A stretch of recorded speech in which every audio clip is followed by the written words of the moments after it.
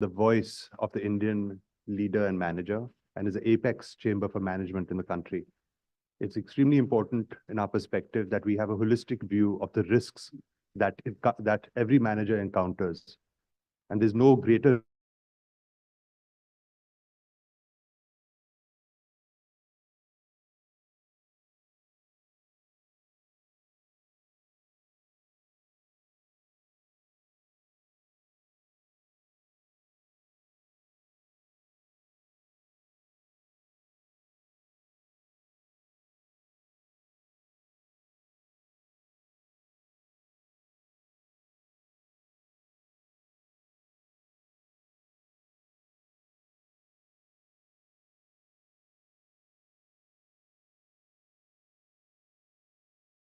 we hope to be able to take some questions from around this table, and hopefully it will be insightful as well for members who are joining us virtually.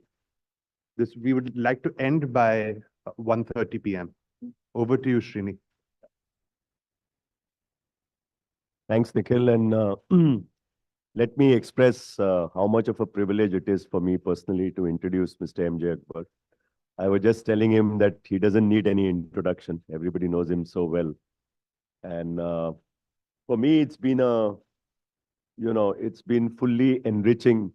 He's been a good friend for the last more than 7-8 years. And the person responsible for our friendship is no more with us, Mr. Manohar Parrikar, who was then the chief minister. And, I was heading, how I met Mr. Akbar is I was heading an initiative to celebrate 100 years of a library, the oldest library in Goa, in the city of Panji.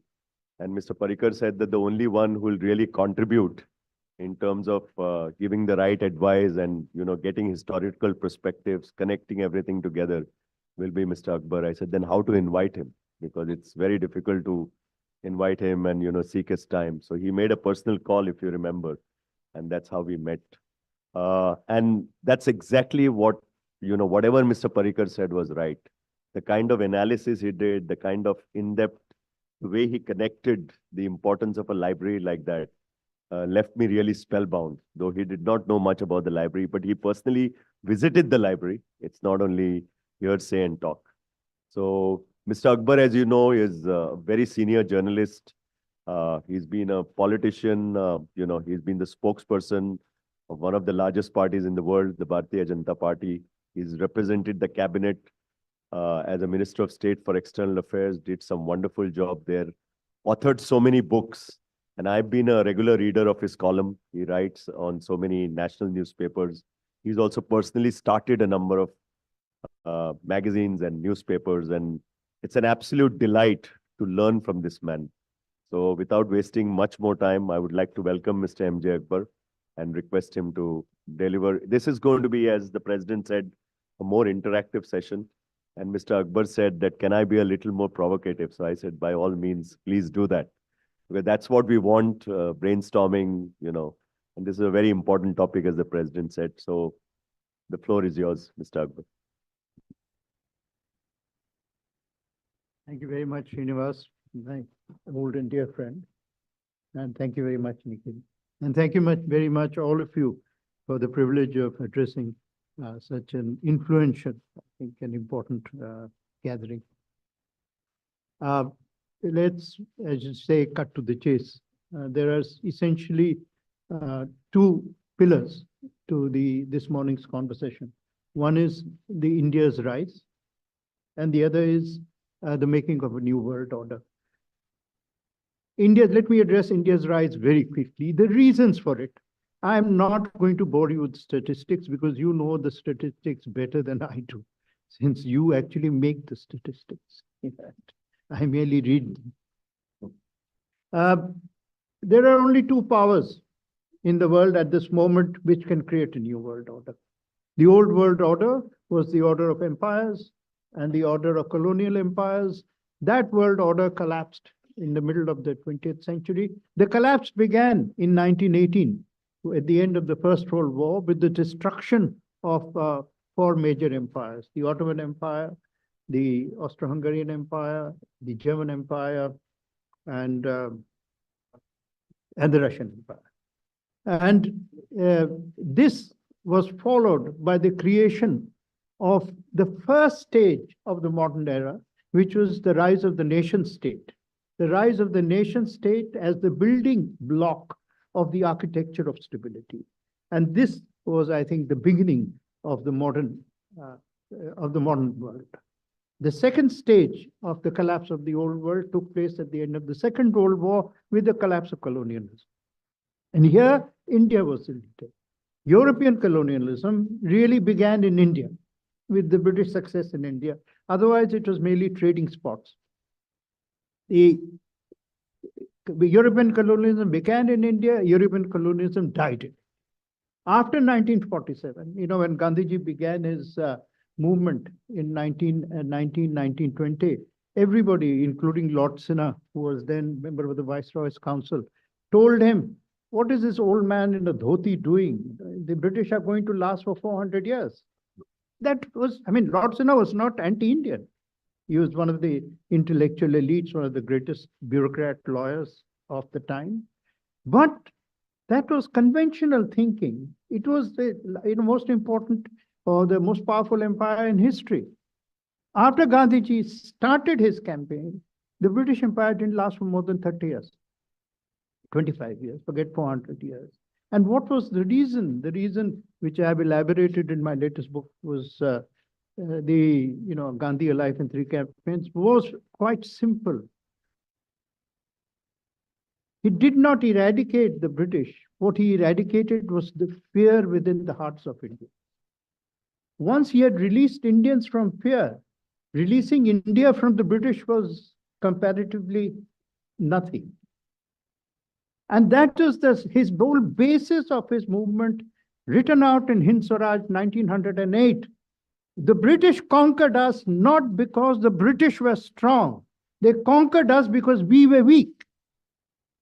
And that is a lesson, trust me, particularly of my experience of the last 10 years, the conversion of India from a middling, uncertain power to a nation with a strong sense of itself. I was in Dhaka just this weekend for the speaking for the commemoration, government organized, there was making the main speech for the Liberation Day. And I said, they were very worried about America and its interference in internal affairs. And I said, why do you talk the word I used was Bhitu in Bengali. Why do you talk like a weak nation? 50 years ago, America Seventh Fleet couldn't do anything in 71. What can it do today? So rise of strength. But the most important reason, I'm going to cut short, the most important reason why we will predominate over China is something I think which not many people have fully assimilated, even if they may have sort of realized in some form or the other. We are the only Asian power to be a modern nation, not merely a successful nation.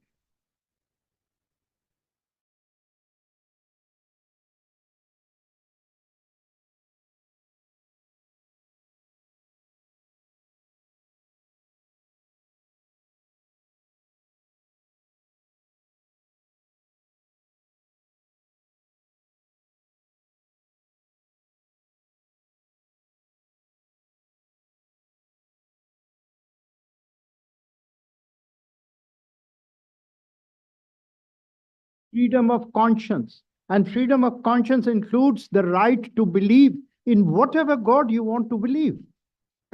Or if you don't want to believe in God, you have equal rights to do that. Right? Number 3, gender emancipation, not gender equality, gender emancipation. You cannot live by the rules of 19th and 20th century in terms of women's empowerment. It's not possible. And 4, elimination of poverty, not alleviation of poverty. Our constitution says every government has to alleviate poverty. It's a constitutional compulsion.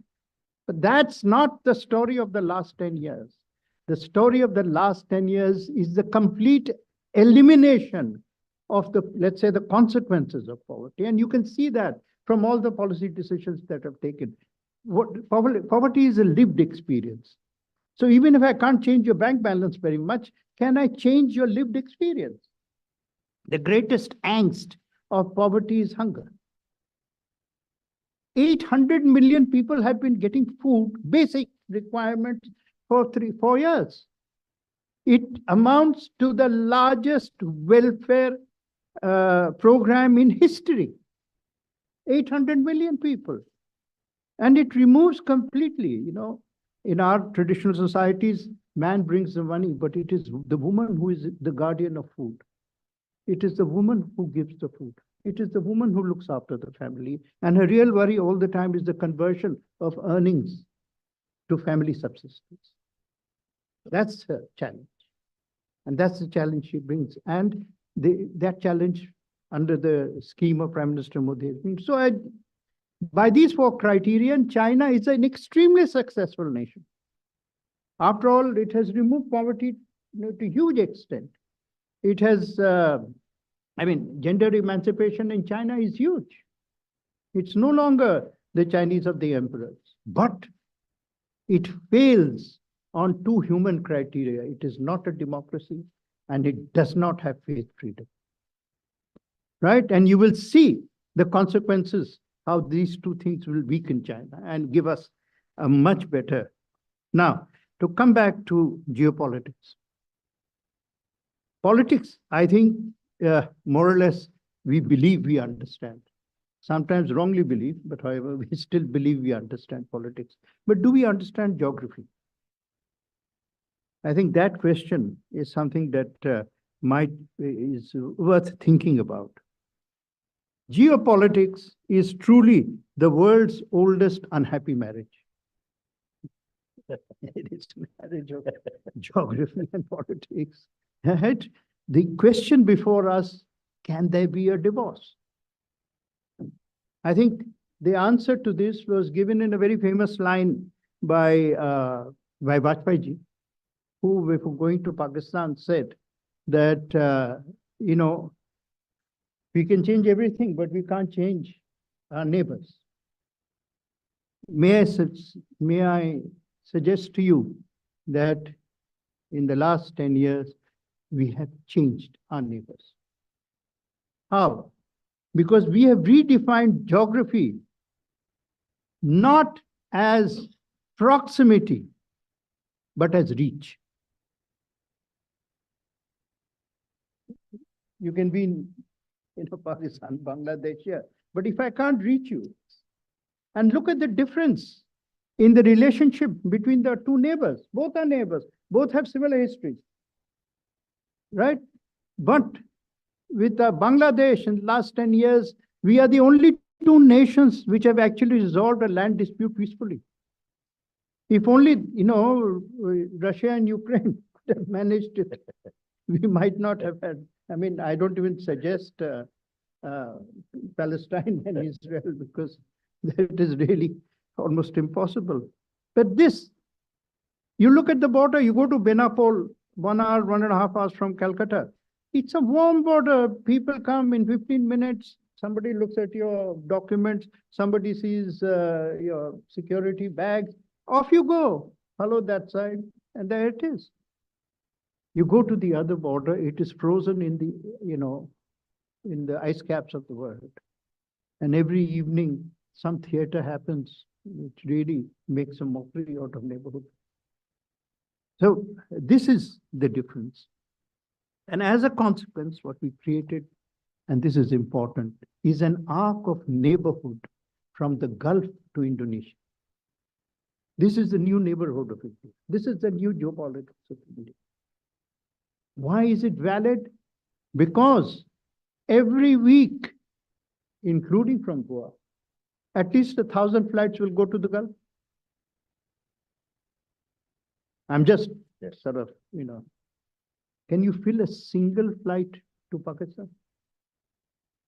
So who is my neighbor?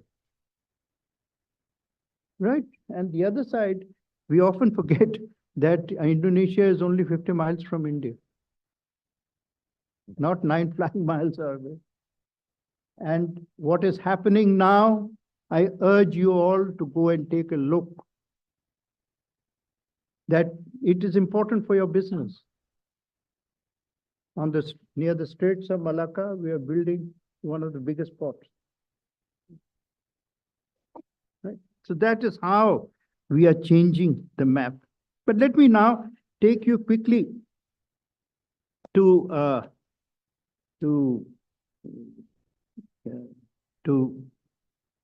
the Ukraine war. And I want to begin with asking ourselves, and I want to talk about the wars of Asia and how they're going to impact upon the world. If Europe was the battlefield of the world in the 20th century, I fear that Asia will be the battlefield of the 21st century. I mean, Europe was 20th, this will be 21st. And now, Asia itself is a Greek word, which means resurrection. This is, I think, going to be a century of resurrection, but the price will also be paid for the process. I was speaking at Manama in Bahrain once, and the subject was the Middle East. And I began by asking, this is only to, I asked this question, do we understand the meaning of geography and the terms that we use for geography? And I asked a simple question that you're asking me to speak on the Middle East. But would you kindly tell me, sirs, high nobles, amirs, in the middle of which East are you? The only country in the middle of the East is India. You're not in the Middle East. You're in the middle of the journey between Mother Britain and slave India.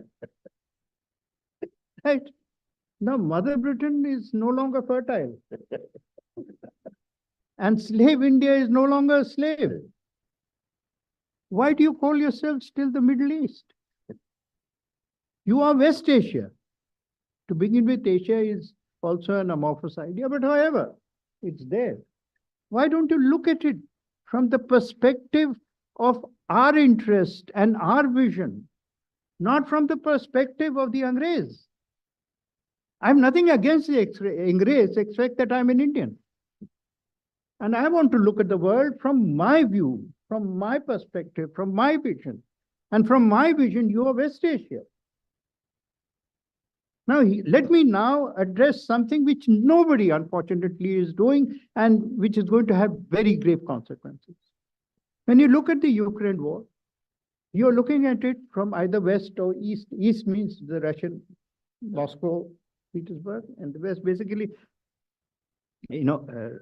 actually, Russia is not a European country. It has more than 9 time zones, out of which, or 11 time zones, out of which 9 are in Asia.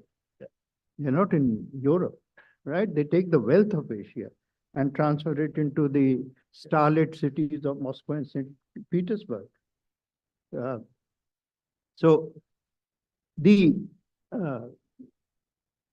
you want to understand Ukraine, you do not have to look at it only from the perspective of Germany or Moscow. Look at it from the perspective of south of Ukraine. Nobody sees a map. South of Ukraine is the Black Sea. Crimea is on the Black Sea. What is south of the Black Sea? The Caucasus. West of the Black Sea, south of the Black Sea is the Caucasus. Let me quickly go through, since I understand the limitations of time, to what I called a look at facts and factors. You will see how hard I worked for this. Right? Russia has 20 million Muslims, 13.5% of the population, which is equivalent roughly to our population. It has more Muslims than Malaysia. It was ruled by the Tatar Muslims for nearly 4 centuries, or large swaths of it. These are parts of its past and its present, right? To the south, the longest jihad in history is not anywhere else. It is in Chechnya. It is in Caucasus, where the jihad launched by Imam Shamil in the late 1870s, 1860s, right, when the Russians first came, has not stopped. The last leaders of the jihad were the Kadirovs, who have now been incorporated into the Russian power system, right? But incorporation of a family is not necessarily the end of the story. So, in the 1990s, when the Soviet Union collapsed, almost 80% of the old federated areas were given freedom and independence. There was, in the Caucasus, there was, of course, freedom for Central Asian stans, but Georgia, Armenia, Caucasus, but not for Chechnya, not for Dagestan, not for Ingushetia. And these places are at the vital strategic center because they are just north of Syria.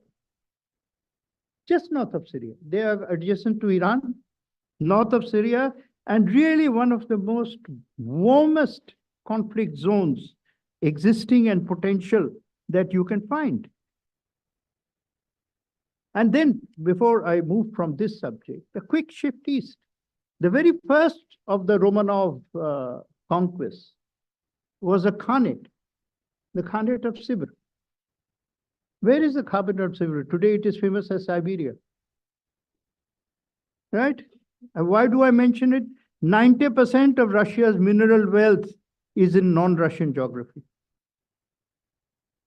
Particularly Siberia, Sakha-Yakuti, coal, diamonds, Yamal, Nenets, oil, Tatarstan, gas. And I mean, you can go on this subject. But if you also want to understand a little more about Ukraine, remember that in the Donbas Valley, there are some of the richest seams of coal and iron ore. So, I can tell you a law of life. Nobody wants to conquer a desert until you find oil in it.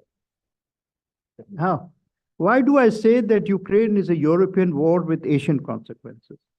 See, the West basically, I think their objective in supporting Ukraine, apart from the traditional fear of Russia, which goes back, has its own history, and so on, is that through this process, you weaken Russia, right? And if you weaken Russia in the confrontation, what is called the NATO-Russia confrontation. It is in September last year, by the way, in London and Paris, there was a conference held of 40 republics which the West was ready to help to secede from Russia. Just in the process. There are jihadis from Chechnya fighting with the Europeans against Russia at this moment. Right? So there is a lot behind the war which is waiting to emerge. It's not as simple as it might seem. And therefore, all decisions taken about it should be decisions taken with care. There is a fundamental illogic in the position. You cannot weaken somebody, or you can't weaken Russia where it is not strong. Russia lost East Europe in 1990. So you can't weaken Russia in Europe anymore. It really doesn't exist. But where you can weaken Russia is where it still has influence. Right? And where a defeat of Russia would have direct consequences. And basically, it is on both sides of the Caspian. Both sides of the Caspian. West of the Caspian is the Caucasus, as just mentioned, how volatile that is potentially. And east of the Caspian is where the Turkmenistan starts and then merges into Kazakhstan and huge territories, but no population. And if Russia is weakened, let's take Central Asia. If Russia is weakened in Central Asia, who is going to fill that vacuum? you're absolutely logically right. But unfortunately, in practical terms, it doesn't have the ability. It's China. And China has already announced that its most important conference of the past year has been the one it held in Central Asia in summer of this year. And its second great initiative, or summer of last year, and its second great initiative, which it has startled the world with, is its initiative in the Arab world, where Xi went, held a conference in the Arab world, and then I have rarely seen such quick results. Then went and broke an impasse which had been the bulwark of American policy for 50 years, since the Khomeini revolution, which is a fissure or hostility between Iran and Saudi. In Beijing, Xi, foreign minister, went and broke that impasse, changing, I mean, a dramatic change. So,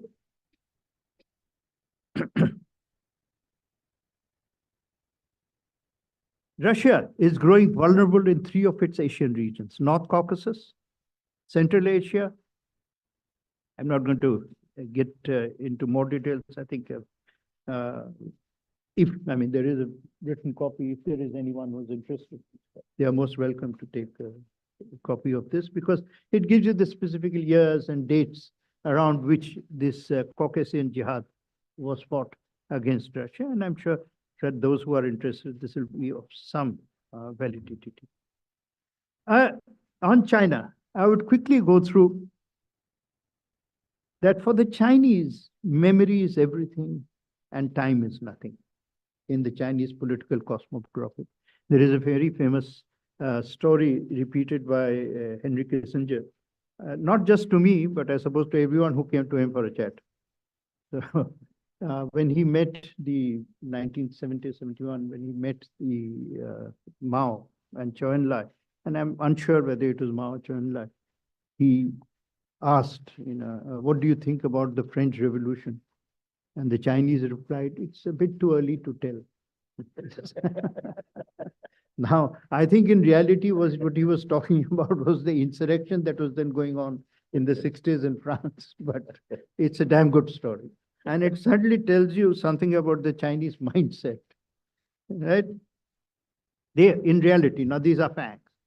In 1820, in the 25th year of King the Great, China published a map of its empire. This extended to Ladakh, Nepal, Tibet, of course, Arunachal. Nepal, Bhutan, and Assam were marked as tributary states. In the west, Afghanistan, Bukhara, Kyrgyz, Kazakh, that's all of Kazakhstan, and Kyrgyzstan. Swaths of Central Asia beyond the Pamirs and Xinjiang were also tributaries. The northern limits reached Altai, Mongolia, the whole of Manchuria, and the Sakhalin Island. But these are extremely important if you actually do a quick, quick look at the geography of Northeast Asia, which is a very, very important part of Asia. The queens were, of course, Manchu. So Manchuria was theirs by right. Great as the Qing dominion was, it was less than the sum of Chinese claims. If Mongolia was a part of China, then so was a Mongol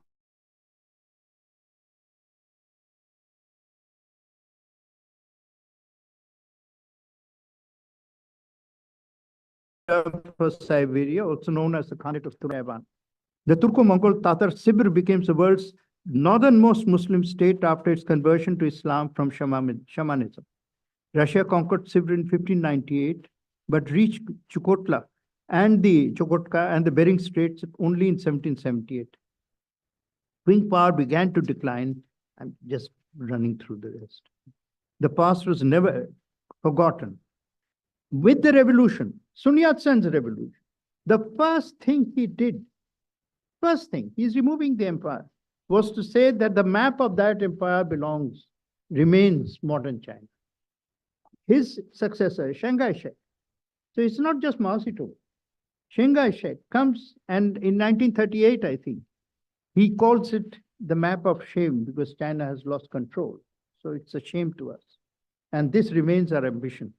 And then when the communists come under Mao Zedong, right, what do? The very first thing, they do is take Tibet and put the claims which we are still fighting at this moment. So they take their map of shame seriously. Most people, or most regions of the world, everybody, there was once an empire here which reached up to Burma. We don't claim Burma, right? But the Chinese, and regrettably for us, they are the only country which is at war with all their neighbors. It's true. They have a problem with all this. Right? Now let's come to another point which is missed. Beijing has gone to war against Russia over Manchuria twice since 1858. 1929, the Chinese Northeastern Army went on the offensive. Stalin deployed 156,000 troops, or 1/5 of his total force, to hold his ground. In 1964, Mao's China, despite both being communist countries, right, raised Manchuria, quick forward. 23rd August 1968, Zhou Enlai, who could turn a phrase, castigated the Soviet Union for, quote unquote, fascist policies, great power chauvinism, national egoism, and social imperialism at a banquet held at the Romanian embassy in Beijing. And then 9th March 1969, a very significant event, China attacked Soviet Union on the Ussuri and in Xinjiang. The war halted only in September after negotiations, but by this time, Mao Zedong had realized that he did not have the military power. And that was the reason why Mao Zedong broke the alliance with Soviet Union and turned to Nixon. So it was really a confrontation over Siberia. The price is inestimable. Siberia is motherlode of mineral wealth. The bright lights of European Russia are sustained by its resources. There are about 20 vital resources, including rare earths, where Siberia really is the major supplier. Nickel, tin, mercury, aluminum, manganese, whatever you want in batteries is there. The West Siberian Basin is the largest known hydrocarbon basin with reserves of 146 billion barrels of oil and 1,600 trillion cubic feet of gas. It contains, for those interested in quiz answers, right, 107 giant fields have been discovered since 2019. It's 2019.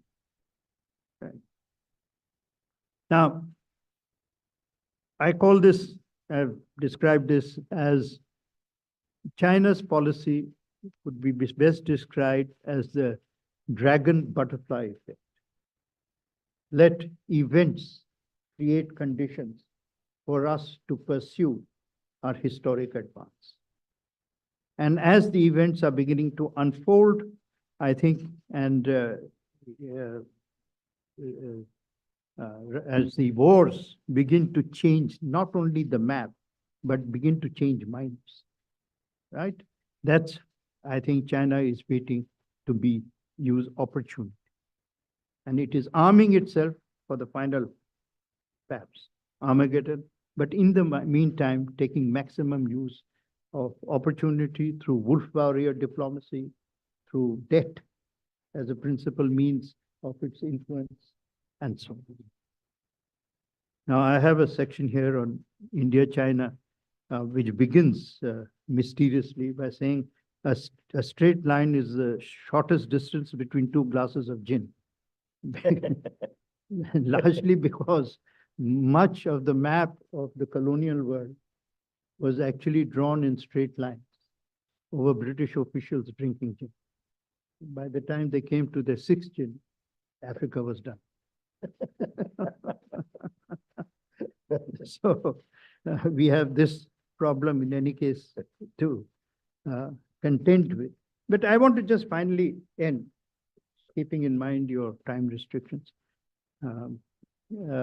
with another fact of geopolitics.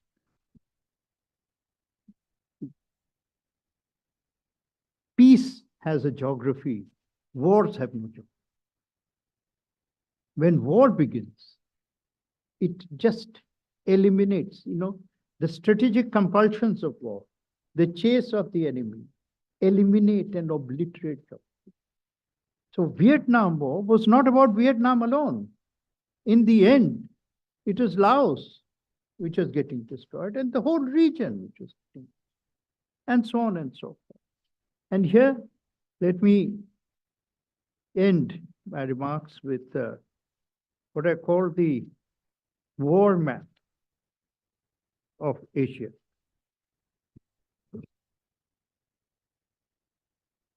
We've seen Caucasus, Caspian. Within the Caucasus, Caspian, in addition to this, there is a conflict going on between Azerbaijan and Armenia. Right? It's a live war. It's a war for territory. But where are the arms coming from? The arms are coming for Azerbaijan from Turkey and Pakistan. Armenia, please check Google. I won't say it. Geographically, this seeps very easily via, adjacent to Iran into Syria, into Turkey and Syria. And I've traveled these regions. Borders are notional. They exist, but nobody's stopping you because they're vast swaths of territory which cannot be protected or guarded. So there is free and easy movement of people. And if you enter, today, as you see, what was started on 7th October by Hamas, look at what is happening. Every day, there are constant attacks on American bases in Iraq, on American bases in Syria. So the war has already expanded. When will that fire, it's a conflagration, when will that fire reach out and merge with some other fire? You think the war is about Hamas? Yemen, do you know how far Yemen is actually from that place? Hundreds. It could be at least 1,000 kilometers, maybe more. 1,000 kilometers away is Yemen. Yemen today is having a more direct impact on that war than anything else, because a group sustained by Iran, the Houthis, who have actually fought Yemen government to a standstill, and Yemen government was supported by Saudis and so on. They today, they took one captured barge and have turned it into a tourist spot. So all the local people go there for evening tea and so on. Today, all the major shipping lines have now stopped. BP has stopped sending through that because they are redirected. They have threatened now US warships. Right? You can't frighten somebody who's ready to die.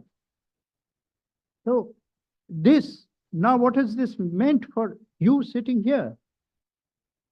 That the journey of basic resources, including energy, has just increased by at least 3,000 miles. Minimum of 10 sailing days, but goes up to 20 sailing days, leading to at least a 30% rise in costs, which means inflation, which means instability, right? Which means how elections are affected, and 2024 is going to be the year of elections. So already we are seeing geography melt in the heat of war. That's the best way I can describe it. And then through the Houthis, it reaches Iran because Iran is their principal backer. So how far is the American going to reach in order to protect itself? And what are the consequences of dragging Iran into the conflict? Iran is a very major part. Let's not fool ourselves. Just move from Aden to our subcontinent is what? Is a slingshot away. And David has a big, powerful sling. And this area becomes Afpak. Afghanistan, Balochistan, there is a war going on. Right now, as we speak. Afghanistan, India, Pakistan. Afghanistan, by the way, do remember one thing, that Afghanistan's national interest will always prevail over its Islamic interest. And today, the conflict between Afghanistan and Pakistan has once again resurfaced and taken pretty sharp And as we move into India, as a, let's say, another major power in the region, the war travels to India versus China. Right? And once it travels to India versus China, at some point, the Chinese interest in Siberia will reawaken. So what you're looking at is an amazing cauldron. And look at one part of this cauldron, sirs and ladies, that Asia is the only continent with contiguous nuclear power. Israel, Iran on the brink, Pakistan adjoining, all adjoining, I mean virtually. Pakistan, India, China, North Korea, Russia. The largest, let's say, existence of nuclear potential, armed potential is right here. These things about, you having 7,000 warheads and you and somebody else having 6,000 warheads, all bogus. 100 warheads will do the job. You don't have to go after 7,000. So we are looking at, point I'm making is that we cannot be oblivious to these facts. I hope to God, if God is listening, most of the time he's engaged in Mars or Neptune. If God is listening, that this will not happen. But to formulate policy on the assumption that it will not happen is dangerous. And therefore, as we try and understand this complex world, let's try and also understand the reasons for the complexity. Thank you.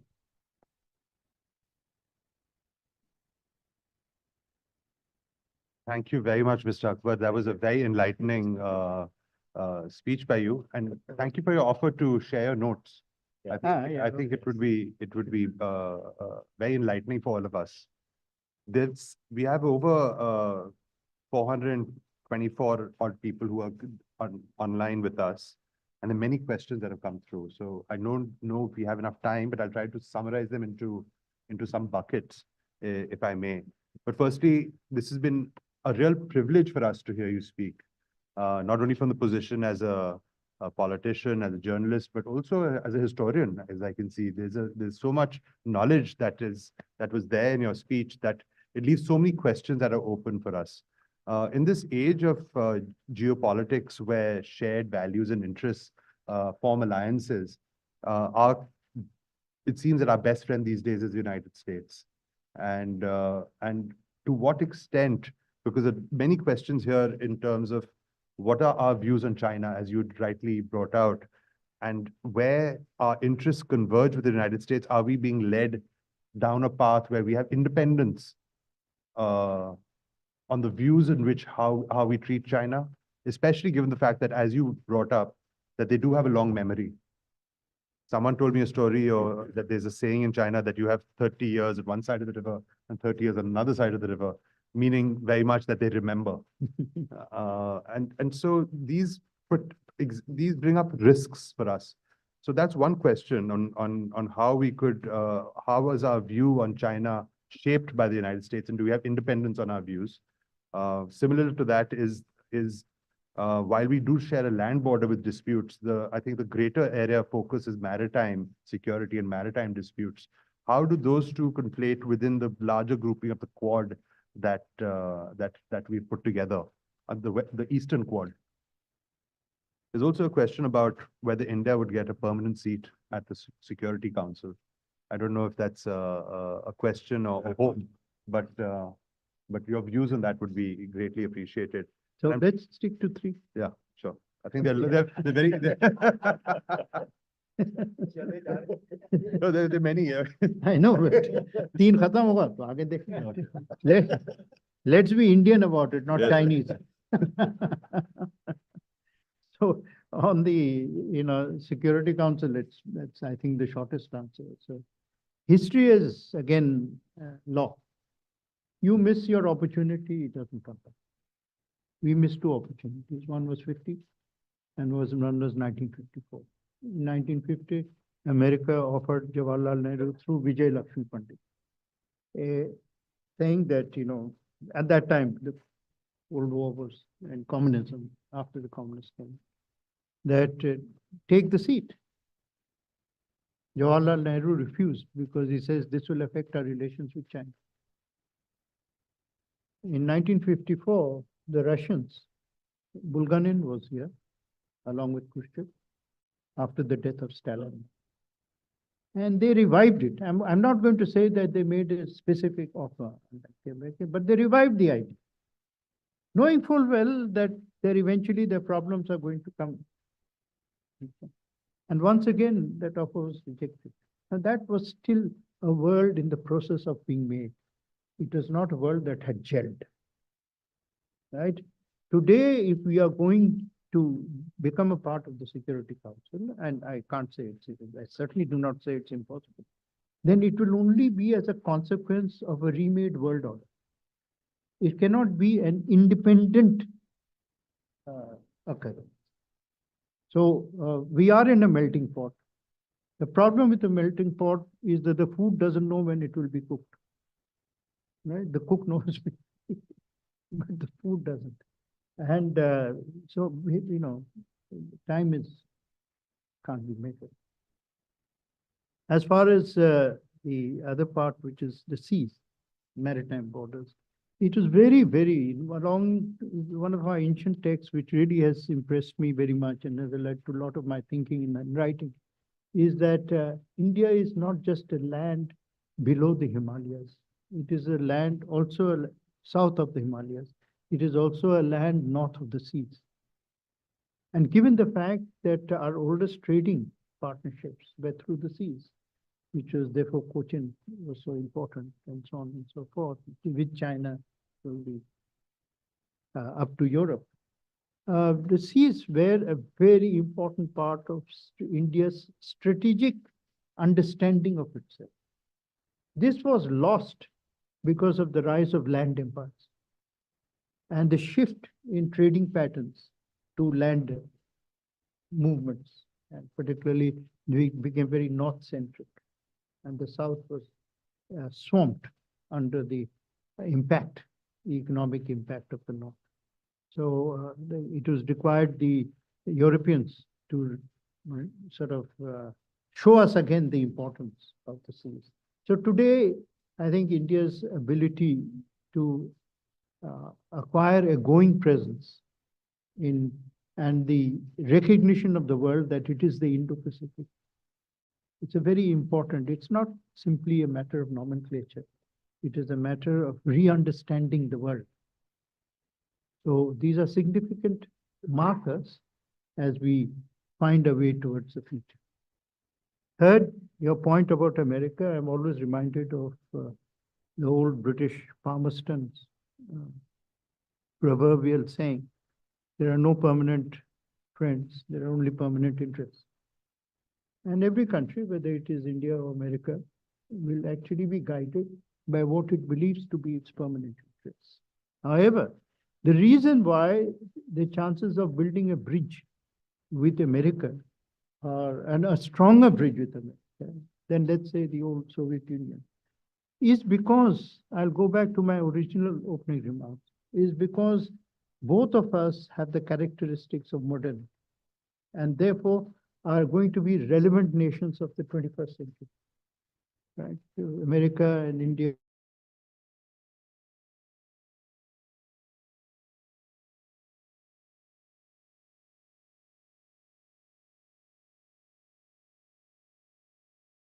Simple, or perhaps not so simple, but it's there. In a dictatorship, the government is strong. The government's stable. You can't change governments in China easily, the dictatorship. But the social fabric and the polity is weak. So governments, when and if they change as volcanic eruptions, destroying this lava, destroying everything around it. Now, in a democracy, by constitutional right, a government has to be vulnerable. Because every government has vulnerable to a vote. every 5 years. Right? So on principle, but that makes this polity extremely stable. What happens if you want to translate this into day-to-day reality is that people, even if they are fed up of a government, they know, अच्छा चलो 2 साल बाद election तो होगा, तब दिखाएंगे. Right? What is the need to go out and protest and, I mean, so you see increasingly in democracy, I'm certainly not saying that there is no social violence and so on. Of course, there are elements, but it is certainly not even 1% of what it could have been. And that is the strength. Transition of power, being a peaceful process, is one of the miracles of the modern day. It is unprecedented. It has never happened.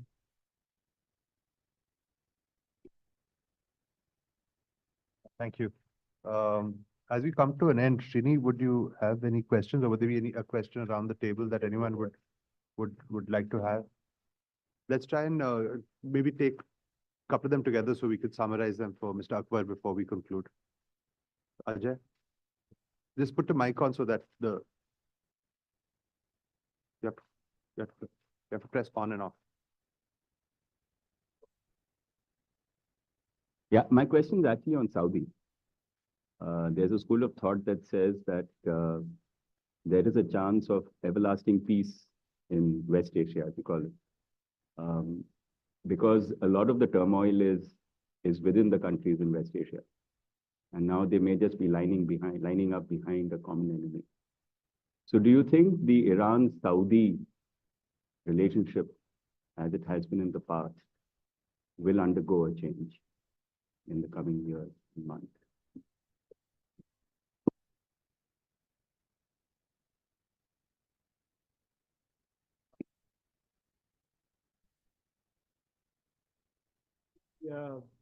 The Iran-Saudi rapprochement serves both interests, because both of them understand that mutual hostility is only serving a third party. So that recognition, which should have come to them much earlier, right? Now, I think we have to avoid, absolutes. International relations are not a zero-sum game. Because I'm talking to you, I can't talk to you. I mean, it doesn't work like that, right? And nor should it work like that, right? So the fact that I have found a new regional equation doesn't mean that you suddenly become an enemy of America or, or an ally of China. What it means is that in this chess game, right, all pieces are going to be used, right? Sometimes the knights will be valuable, and sometimes plain old bishop will do the job. But all will peace. I may occasionally sacrifice a pawn, but I'm not going to sacrifice a knight or a bishop or a castle. That's basically how it is. But certainly what we're seeing is an emergence of some new thinking, because this morning or yesterday morning, not known again, the NSA of Israel wrote a piece in a Saudi newspaper that changing Israel's position quite dramatically, that Israel is no longer averse to any Palestinian force being in charge of Gaza. This is different from that Hamas will never allow. They didn't mention it.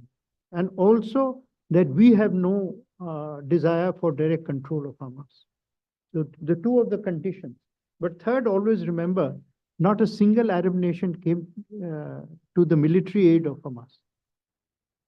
So everybody showed a lot of maturity. The price, as usual, was paid by children. So that's history's cruel.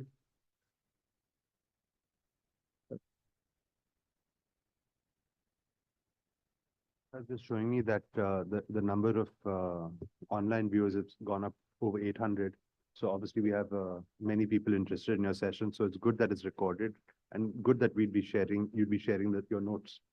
We do have some questions around the table as well, but we don't have much time. So if I could request you to be very short, Mr. Balaji, that just maybe you just give a sense of your question in case we're not able to answer, Mr. Akbar is not able to answer it. He's here over lunch. We could. Saying India versus China, for example, Maldives is there, Sri Lanka is there, Nepal is there, and Bhutan. So how do we probably cannot afford to give them as much as China can. So how do we really tackle this? Because you can't, our country also doesn't have unlimited resources. And it's just that they're surrounding,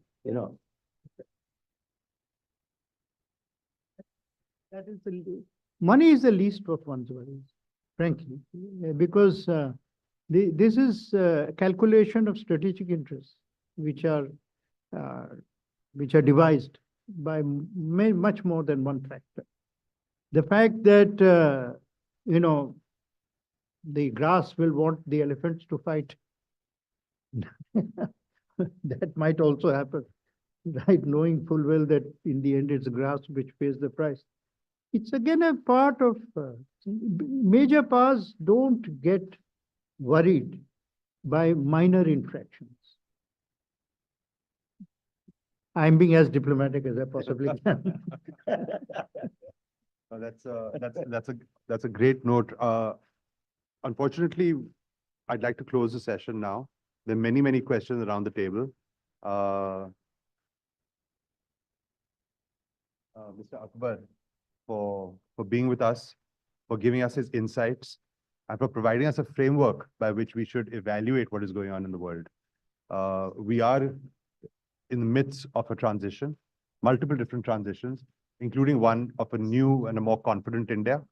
And I think we're very proud that we've had people like Mr. Akbar who have represented us in government, who continue to express their views in publications and educate us all. So please do join me in thanking Mr. Akbar for being with us here today, and we wish him all the best. Thank you very much, and thank you, and thank you all. Thank you everyone for joining us online. This is small something from AIMA. Okay. Srini, would you?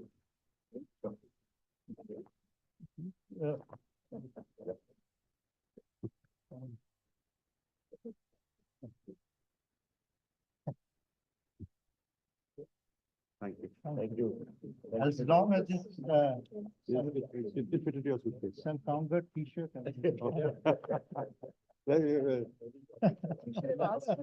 Dempo